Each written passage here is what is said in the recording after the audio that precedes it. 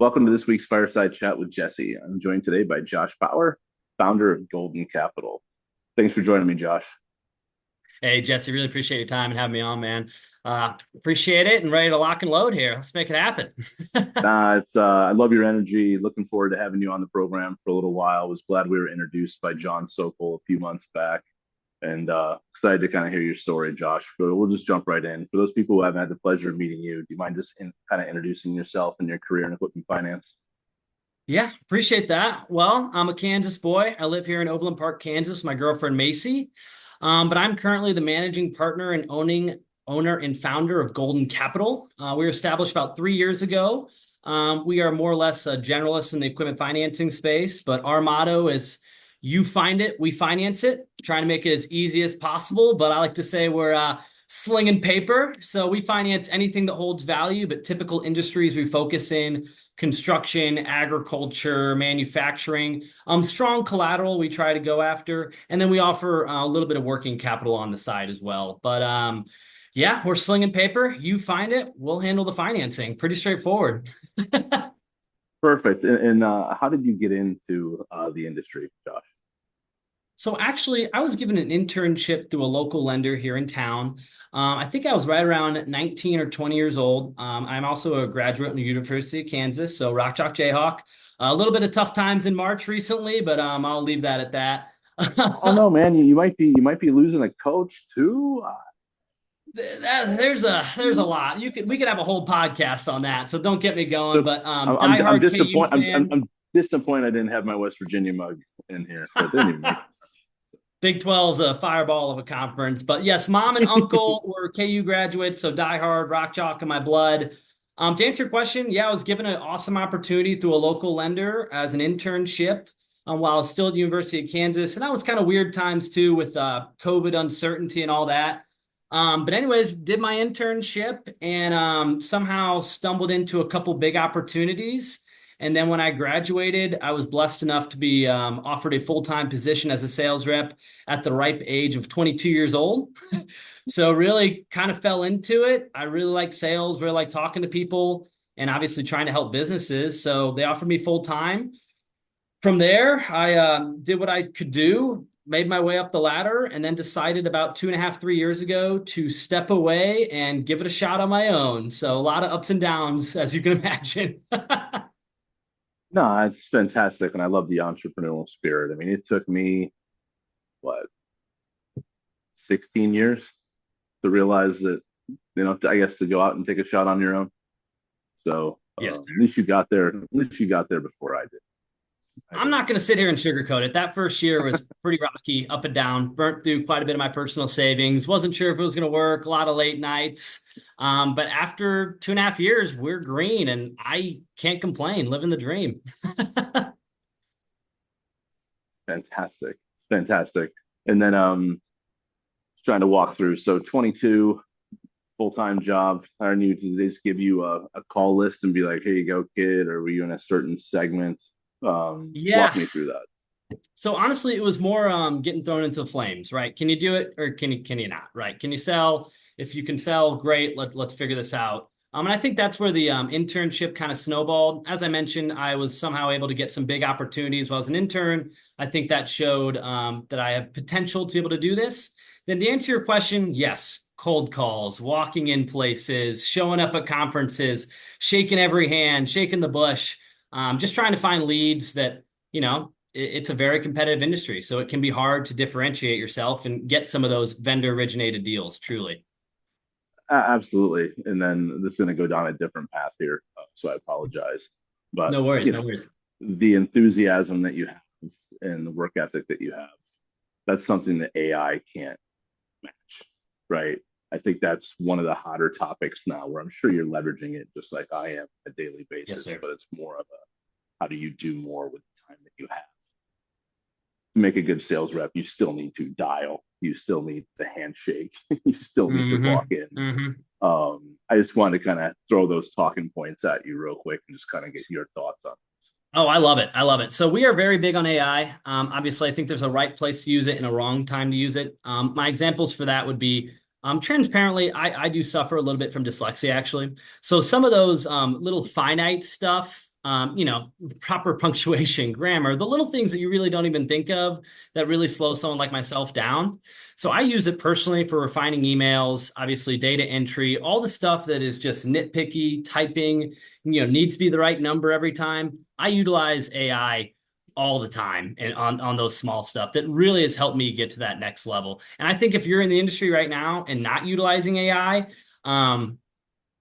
I don't want to sound like that, but you're going to become obsolete. That's the sad reality. It is a gold rush in the space right now, and the faster people to adopt it, utilize it, I think will be the front runners in the space moving forward. Yeah, yeah. I agree. I mean, it helps me a lot with paperwork and, like you said, note taking. You can Yeah. sit there real quick and summarize where we're at, and then next steps, and that's phenomenal. It's the worst thing, and you're on like 20 phone calls a day, and you're like, "What do we talk about at 7 a.m.? Yeah, literally, like the recaps, all that What am stuff. I supposed to do here? Like what?"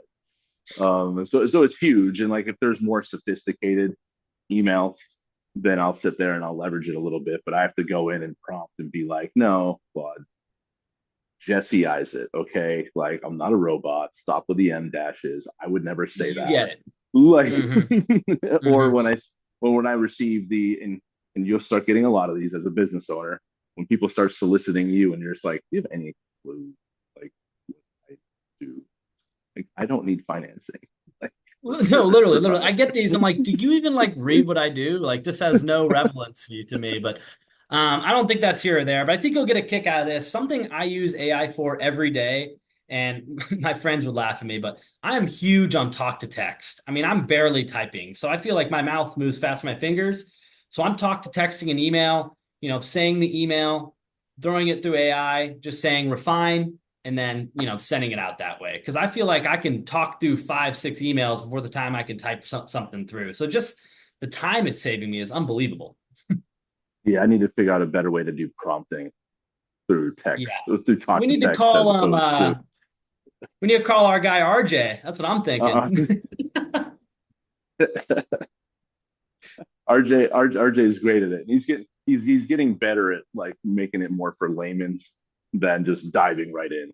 And I think that's kind of Correct. one of those things where it's just, yeah, it can be the center of your universe, but I think what people don't realize is it still needs that human touch point there Yeah. to And I figure, think a big thing going along with that is like getting into the weeds with it, right? Like there's just almost so much information, so much to do, so much to learn. It's like if you're not pretty focused on one area you're trying to do, I mean, you can spend an hour going back and forth with AI talking about making one small change when realistically, you as a person probably could have made the adjustment a little bit faster. So I think it's huge on the prompting, I guess what service or platform you're using and then how you're using it. Marketing, communications, actual internal inputs, all that type of stuff. well, none of that though. AI isn't going to make someone's credit risk profile be any better. Yeah, yeah. Still so got to work so on we your can credit, man. Pay your bills. I don't know what to we tell you. Yeah, I'm just here to provide the numbers. be like, "Are you sure we can't?" And it's like stop. Literally spot on. Yeah, it's that's fantastic. And then also, I think throughout COVID, people got used to just not like complacency as far as travel, that relationship building, what it does Mhm. breaking bread when you're in front of people, like that human connection. And I still see that as a struggle. I'm not sure how you're seeing it, but I think that's a good window. Like your personality and when you're getting in, when those people want to be lackadaisical and not travel, and you're willing to put yourself out there, shame on them and kudos to timing for you. Yeah, honestly, I think that's where we differentiate ourselves, honestly. So we are very hands-on. Transparently, this is kind of a cool little flex, I guess you could say, but we actually haven't spent really any marketing or paid marketing at all. All of our business is purely word to mouth. Probably 90% of our current business is actually vendor originated. So we do have partners across the country that sell equipment that obviously we provide financing services for. But all of our leads and everything has purely been through a handshake, a cold beer, a cup of coffee, and really just hopefully earning that person's business, being not just we're no big bank, right? So you can call us anytime, send us the deal. So really, I think back to your point, it is all about relationships, showing up, being there, and just being a freaking person, you know? be honest. So as far as the team, how many people do you have on the Golden Capital side? So exciting news, actually, and I'm glad we brought this up. Q1 of this year, we had a very strategic hire, which I'm very excited about. He is our new COO. He is Jake Gartenberg, Oh, University of Arkansas graduate, a personal friend of mine as well. But the real reason he is a strategic hire is he is a little bit of a yin to my yang. So he is actually very tech oriented, super big on process, comes from an 8-year background on enterprise CRM platforms. So he's already come in this January, helped us revamp our whole process, working on custom dealer portals. We switched to integrated back over to Salesforce from HubSpot, which we feel is the industry standard. There's so many ways to go on that stuff. To answer your question right now, Jake is our biggest proponent on the team. We do have a couple sales reps under the covers here. So we're a team of about under 6. Me and Jake are more or less the front getting everything done. Yeah. okay. And then so six through the end of Q1 2026. Any plans to bring on? I mean, obviously, if you find the right salesperson, right, you're going to find a home. Yes, sir. Yes, sir. That's So our that's biggest thing is like we're pretty lean and mean, right? So we're happy to give opportunities, but it's really going to be someone that understands we'll give you the opportunity, but you need to go sell. Right. We have probably 2 reps we have our eyes on that we'd like to potentially make offers to and get them in place by probably no later than Q3 of this year. And then as well, we do have a doc, an internal lady that we're kind of talking to, figuring that out. But that's also where AI kind of steps in and is alleviating a lot of that back end processing documentation. So it's almost like having an FTE as a doc lady that's an AI employee. But again, where's the separation and all that? So to answer your question, about 6 as of now, and then hopes to maybe even grow to 8 before the end of the year. perfect. And everyone's in Overland Park area. Yep. And then actually, Jake is in Denver currently, but is moving back to Okay. Overland Park, which is awesome, going to be in the home office. And then you can see our humble little abode, but I'm in my personal office right now. And then we actually are planning to maybe expand as well. So just exciting things going on. Nice, nice. As long as Jake doesn't do the pig suey chant, I'm sure it'll be fine. You get it. You get it. He's a good soul. He's a big outdoorsman as well. And I'm really big on the outside stuff. When I'm not stuck behind my computer all day, I do like to go throw a fishing line or two. And me and Jake hit it off on that stuff as well. Perfect, perfect. So 3 years in, um, Yes. you said first year. I mean, like anything else, it's just like, okay, did I make the right call? Do I Yeah. need to go back? This is not for me. If you had to go back 36 months from now, uh, would you have done anything different, or are you happy with the trajectory of where you're So honestly, I think you'll attest to this. I've been getting a lot better at this, but learning and just failing, falling on my freaking face all the time. I'm a big person. And I think anyone can do anything if they put their mind to it. But to answer your question, I actually don't think I'd change a thing. The amount of times I've failed and learned from it, shown up, gotten embarrassed, and then learned something from it, I wouldn't change anything at all. But I will have to say, I would like to tribute some old mentors of mine. I'd like to thank the Rice family. Truly, I would not be in the position I am today without their platform, their launch pad, their mentorship. So I think, maybe firming up those relationships a little bit more would have been something I would have changed. But otherwise, really no complaints because even looking back, the things I've learned just going from being a direct sales rep to all of a sudden it's just Josh, I'm accounting, I'm marketing, I'm wearing all these hats right now. It was really cool to get my foot in the door on each different aspect of the company, how it moves. So now I feel like I'm in a position where I'm honestly just more knowledgeable about the space and how everything moves. So yes, I failed a lot and learned a lot, but I don't think I would actually change a damn thing. at? Okay. No, that's perfect. And yeah, I mean, there's so many different acronyms: fail fast, fail forward, fail all these things. But until you attribute it to actual deals and stuff that you're working on, it's hard you know, to get that trial by fire, I guess. Agreed. Well, I'd love to give you maybe a little example of a trial by fire too. On kind of one Well, of go my ahead. Yeah. this is kind of a unique story, and people that know me know I'm a freaking road warrior, right? I love being in the car. I love showing up at dealerships, shaking hands. That's my bread and butter. But kind of a cool example when I kind of first got in the industry and really wasn't sure what I was doing. I was walking in places and just being like, hey, like you guys got some equipment. I'd love to finance it or something. My pitch was just got awful. So it's gotten better since then. But this is kind of a cool one. And I think this is also a testament to, just be nice to everyone. So there's a big battery manufacturing plant here in Kansas City. When I was driving around trying to find vendors, when I was just getting going, I was in the car every day, just throwing business cards everywhere. I saw this big building, and I was like, man, this is maybe a little bit out of my pay grade, honestly. But you know what? We're gonna go in there and fake it till we make it. So I walked in. There's like 5 entrances. Somehow got in somewhere like an employee parking lot, whatever. I was speaking to the janitor. We were just chopping it up. I was like, "Oh," he's like, "Are you here to see someone?" I was like, not necessarily, but I would love to speak to someone in management."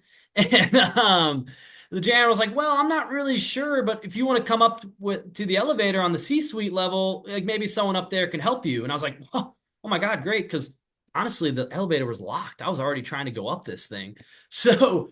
This nice janitor lets me in the elevator. We're chopping it up all the way there. He lets me out, and I walk in and kind of look around, and I just walk into the biggest office I see. And I just go into there, and I'm like, "Hey, I'm Josh. Nice to meet you. I do equipment financing." And the first thing he says is, "How did you get in here?" I Yeah, was that like, would have "Well, been my I'm question not really too. sure." Like, I But mean, since the I'm door was open. here, yeah, like I was like, I just walk right in. But since I'm here, look, man, I'll be very honest with you. Here's the company I work for. Here's what I'm doing. I'm not sure if you'd ever need anything, but I would greatly appreciate the opportunity to be in the conversation of whatever you guys are doing buying equipment. We're local. I'd love to show you what I can do. So I didn't think anything of it. He was nice and pretty much was like, okay, nice to meet you, on your way. So I was like, I didn't think anything of it. About 3 weeks later, I get kind of a random email, and it was, "Hey, Josh, congratulations. You're going to be accepted to bid in an RFQ," which honestly, I didn't even know what an RFQ was, but I guess it's a pretty big bidding thing for lenders, and we get in. And so we were given the Pre-RFP. opportunity. Yeah, yeah, exactly. Um, but with that being said, I was given that opportunity. We were able to win a portion of that business. And from there, I always remember that story of, first off, being nice to the janitor, being able to chop it up a little bit, and walking in there, more or less embarrassing myself in front of this guy and just being honest, being myself. And then 3 weeks later, getting a freaking home run of an opportunity as a 22-year-old. Fantastic. My first sales job when I was 23, no, 22, was for Yellow Book. So you can Oh boy. imagine going to business, and this was 2004. Yeah. And it's like you walk in, like like anyone advertising the yellow pages, dogs chasing you out of like like different places. You're like, all right, so yeah, Yeah, I've only had it's probably one or uncomfortable. two, maybe three over the years of like ones I can remember that really didn't go so well. But that, I mean, considering all the places I've walked into, thousands over the years, I'll take it. Yeah, yeah, exactly. You need those because those are memories where you're just like, huh, I still It survived. literally humbled me. So I think we mentioned this too, but I was down at Con Expo here a couple weeks ago in Vegas. That was I go to a lot of shows, but that was a whole nother animal, right? Lots of competition, manufacturers, a zillion lenders. My dogs were barking, my feet were hurting, all that good stuff. But it was funny at the show. I had someone kind of, I want to say put me in my place, but definitely knocked me down a peg and was like, "Man, I got to refine my pitch a little bit." All my pitches all day were great. I got an application on the spot for like a $320,000 rock crusher. I was on top of the moon. I walk up to this guy and I'm like, "Hey, Josh, I'm doing equipment financing." He's like, "You're the seventh equipment financing guy we've seen today. Like, I'm just not interested. I'm tired of you guys." And I just said, super transparently, I said, "That's great. What could I have done differently in the future to earn your business?" And I think that is just such a mindset switch that people aren't used to. All of a sudden, this guy's defensive, defensive, defensive. And I just like, you know what? You're completely right. You probably got it figured out. What could I have done better to approach you or been better? And all of a sudden, I see this guy's walls completely drop. And now I got his personal number. I'm texting him. And it's just that foot in the door, but maybe taking the no, but asking for feedback, which I just don't think people do. Like, yeah, turn me away, but how can I do better? Like, I'm just here to learn, right? Like, just tell me what I can do here. It's fantastic. Yeah, those are interesting shows. So, and you like from my standpoint, when you go there as like a service provider, you just say who handles your equipment financing, and still Yeah. similar. It's like that right there. It's like, oh, you're this person here, and I'm like, well, I'm not selling anything. I'm a technology guy. So, oh, tell me That's about my that. pitch too. I'm like, we don't cost Like, anything. Just send me a deal. all right, you're not here to help me. I'm here to help you. That's what Wait, I'm what? saying. I'm Like, just sell more equipment. I'm not soliciting. This is a joke, right? yeah, it's fantastic. Well, and I think the traditional human behavior to that, Josh, is probably just like, oh, sorry, at least I wasn't number 8. Turn around and leave. Yeah, literally. And my pitch is I'm like, well, good thing I'm here. I got less red tape than everyone else. What do we got to do to earn your business? We going to a Chiefs game? I live in Kansas City. You a football guy? Like speak my language. Let's make a deal. That's fantastic. So, changing gears a little bit, when you received the notification from Rita at the monitor that you were monitors 40 under 40, it was, I'm guessing that was last year. Like, walk me through that, Josh, because you've been in the industry for what, 3, 4 years, Yep. and So about I guess I've been in the industry probably about 7 years. I'm oh, seven, 27. 7 years. Okay, okay, okay. So I've been in the industry quite a long time, but honestly, I was pretty sheltered from a lot of the big like groups and all the organizations and stuff, NIFA, ELFA, AACFB. So I guess like on my own, probably 2.5, 3 years. But to answer your question, man, I was over the moon about the monitor. Yeah. First off, it's awesome to get the recognition from such a huge and reputable magazine like the Monitor. And it was just really cool. One of my biggest mentors in my life, my grandpa, Larry Hepler, um, I got to send him a magazine and didn't really put too much into it. I was like, hey, just check this out, scroll around some pages, see if you notice anything. He was like, oh my God, Josh, like, what have you been doing? I'm so proud of you, this and that. So to really answer your question, first off, it was an absolute honor and a blessing and a surprise, really, and has really helped me in my personal and I guess business development. Just kind of being a face in the industry or getting my face more into the industry helped open a lot of doors. So I have nothing but great things to say about Monitor and just all the thanks. Well, that's fantastic, and congratulations on that. And they don't Appreciate just that. give that to anyone. There's actually like reasoning behind how they pick their people. So your hard work and effort definitely paid off there.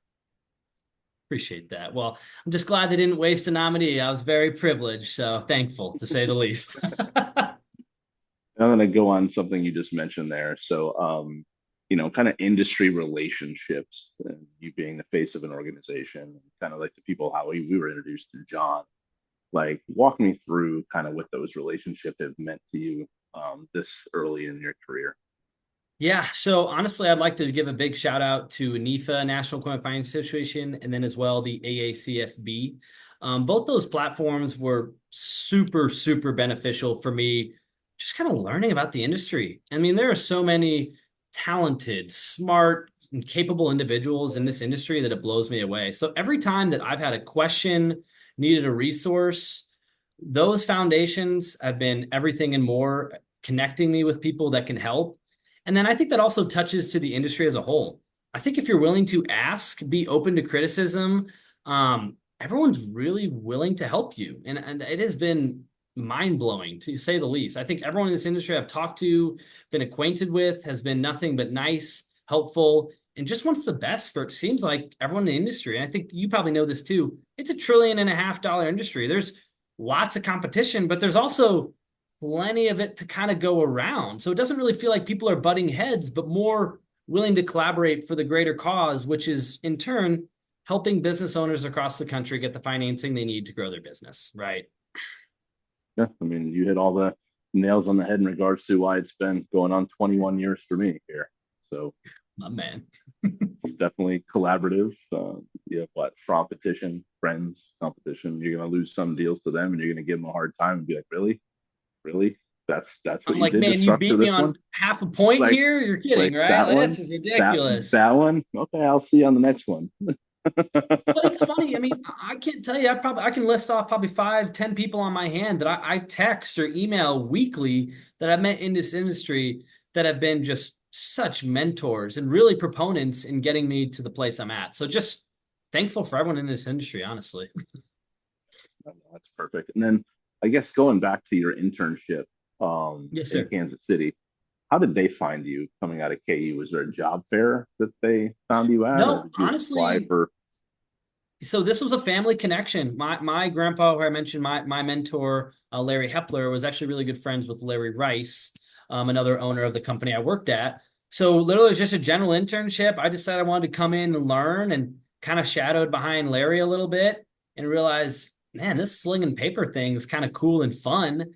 And like I said, I it was kind of trial by fire, learning and failing, and then I picked up a couple big boy vendor accounts, and then my book of business slowly started to grow. And from there, it was just kind of the snowball effect from internship to full time to doing sales.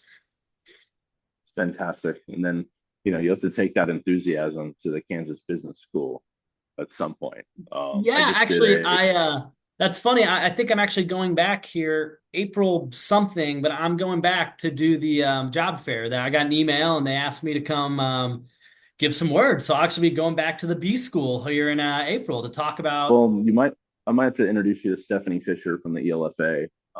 Yeah, I don't please. know if you guys are probably at that size yet where it makes sense for that membership, but eventually you guys will be. But I just did a campus to career presentation to the ASU Business School on Monday. Well, really? And Yeah, I it's neat. we definitely let's connect on that off camera, but I would love to learn more about Okay. that, truly. Yeah. Okay. They're neat. I mean, it's basically they'll give you like a slide deck and you just use it as kind of like a basis point. But really, like, there's not a lot of schools that have programs for equipment finance.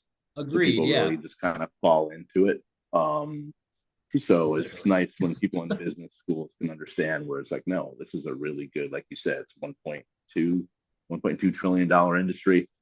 And you get, oh, I want to be an investment banker, I want to be this, I want to be that. And in those things there's ebbs and flows, and equipment finance for the most part is just steady. And if you do a good job, it's a career, and it doesn't have to be with one company, right? You can have a couple companies, but if you do a good job and you have a good reputation, you can definitely make a solid career here. I would love to do that. Get in front of some students, tell them, look, I was doing the fun stuff back in my day, but I'm telling you, if you just focus in a little bit, you guys can make it. Well, let me know on the timing on that. Maybe I can wear a West Virginia like shirt and just really have some fun. I told That's you I'm gonna great. bring you some rock jock stuff to NIFA or something, man. We'll have to trade some merch, but that's another Uh, conversation too. Fantastic. Or I see some bets coming, at some point here. All right. Just trying to think through some things here. So we talked about NIFA, we talked about AACFB. You going to both those Yep. conferences coming up here? Yep. So I'll me and Jake will be in Huntington here in about a week, I guess it Uh, is. So that'll be great. Looking forward to seeing everyone. Looking forward to seeing Chad and the gang at NIFA. They do an awesome job. I was blessed enough to be one of the speakers last year on a pretty big panel. So just great net recognition for me, my company, and I love getting thrown into the fire, right? it's fantastic. At first, you're just like, wait, what? People want to hear what I have to say. And then you get up there and it's like, yeah, I got a story. I got a story to tell. Well, I've got kind of a fun something here. I'm not sure if it pertains, and maybe it's a little bit off topic, but I do want to touch on it. Sure. I've just got kind of a small, I've got two little philosophies I kind of live by, and I'm not sure who the quote's by, so please don't quote me on this. But have you ever heard of the three S's by chance? I don't think so. Sounds like a personal life thing that I don't know if I want Yeah, to know exactly, about. exactly. My three I get S's. into I'm just some kidding. books sometimes on the personal development, but this one I like. Again, I'm not sure who quoted it, so I'll have to go back and look. But I heard this one recently, and I really like it. It's three S's. So it's um suit up, show up, and shut up. And what I take from that is show up, look the part, be the part, prepare, show up no matter what's going on, make it, be there, be yourself, and then shut up, which is finally just freaking stop complaining and do whatever it is you got to do. There's so much of this going on. Just do the right thing, be prepared. It's okay if you freaking fall on your face. Just do the three S's. And I think that's been a pretty great thing I live by. Maybe I don't want to drive to this show. Maybe I don't want to make that extra call. Just do it. Do it or don't do it. It is a Yoda saying, do or do Yeah. not. Yeah, give me my Star Wars kick real quick. There is no try. Do or do not.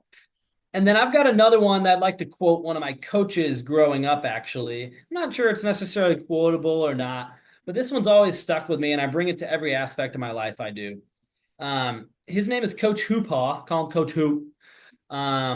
But his saying is just bring the juice. And if you ever met this guy, you know what I'm talking about. If you thought my energy level was high, he's probably 2x me. Mm, And I just love his energy. And I think the way he walks into a room, cultivates an audience, or does anything, I just love it. And he's always like, Josh, just bring the juice. You're the juice guy. Bring the juice. And that's all you can do. So even I think that circles back to three S's. Just show up, put a smile on your face, and try your hardest. Bring the freaking juice. yeah, yeah, yeah. Some days are gonna be good. Some days might be challenging, but yeah, take the good with the You bad, can still right? show up with a smile, right? It's fantastic. And then, so you said 27, owning your own company right now. Yes, Um, sir.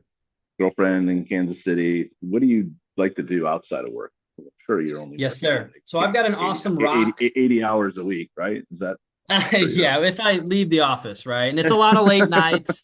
I think you know this. It's during the day I'm working for the business. At night, I'm working on the business. So during the day, it's hammering calls, making leads, doing that. At night, it's marketing, accounting, you name it. To answer your question,Ve got a rock in my girlfriend, Macy. She's awesome, tall, cute, blonde, right up Josh's alley, right? And, we have a dog, Louie, who is actually in office today. Let me see if I can okay? flash the screen down here, but Louie's hanging out. Check them So out. There you go. he's our good dude. He's about a 2-year-old lab. But we currently live out in Olathe, so I'm about 20 minutes from the office, kind of doing the suburbs life. But Macy is doing an awesome job at her career. But really, that's my rock. Outside of rock and rolling with her and the dog, I love being outside. I love fishing. The weather's finally changing a little bit, so it's actually 75 and sunny here. So trying to figure out a time I can brush off the fishing rod and go sling some lines, honestly. Fantastic. Any type of fish you like to go after? Yeah. So I mean, freshwater bass, crappie, bluegill, anything to hit. But let's be real, I'm fishing bass mostly in these Kansas lakes. And then when I get the opportunity to go visit my grandparents down in Florida, I like to go in the mangroves and do tarpon, redfish, sea trout. Get out there on a fly rod, make it happen. Yeah. Um, but aside from fishing, big basketball guy. Like we talked about KU basketball, huge on that. I've got a rec team I play with my buddies to keep active.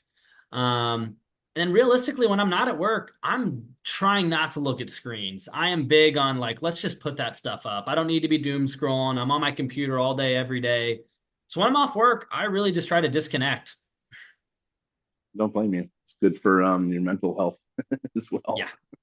I mean, there's just so much going on Twitter and this and that. It's like if you get scrolling, I'm like, man, I don't need I this think right now. I I got to think I've focus watched the on news. I selling. can't remember the last time I actually watched the news. Like, it's important. Yeah. If it's important, I'll find out. And I guess my closing question I have for you, Josh, is why should someone want to do business with Josh Power? That is a great question. And honestly, I'd love to answer it in the way that I think is the only way possible. We are hands on and ready to do business. If you're ready to do business with someone who's actually going to care about your business, be responsive, be upfront. Anytime you call, you know you get an answer and not a robot. So, yes, we are no big banking institution. So, why would someone work with Golden Capital than walking into US Bank or Wells Fargo? Well, we have a lot of different red tape, or they have a lot of red tape that we don't necessarily have to jump through. We'll take the hands-on approach. We do a soft credit inquiry, no upfront fees to work with us. So if you'd like to apply, see what you qualify for, I'm going to try to get you the best loan possible for your business profile, your personal credit, and that collateral type. And if anything, whatever we get you, you'll know the story behind it, why you're qualifying for these terms, XYZ. So to really answer your question spot on, I would say if you're looking for someone who's genuine, hands-on, and wants the best for your business, truly. Lots of competition in the space. We're just Midwest and we're real people. Perfect. Well, Josh, it's been a pleasure getting to know you a little bit better today. Look forward to seeing you in a couple days here in Huntington Beach. Definitely some really nice weather out there with a beach to boot. And so look forward to seeing you there. Congratulations on your success to date with your Yes, career sir. in Golden Capital, and excited to see the organization grow. I love it, man. Real quick closing statement from my end too, Jesse, man to man, Yeah, just thanks for the opportunity to be on here. This is wonderful. Going along with that, I know we touched on the industry, but to everyone listening on the industry that I've had the personal connections with, we've met or crossed paths, just thank you. Like I mentioned before, I wouldn't be in this spot I am today without the people in this industry, my grandpa, my mom, my family. Thank you for everyone that's helped me get this far. So appreciate you, Jesse, truly. it's awesome. It's awesome, Josh. Thank you very much. We'll talk soon. Thank you. Take it easy, man. Thank you.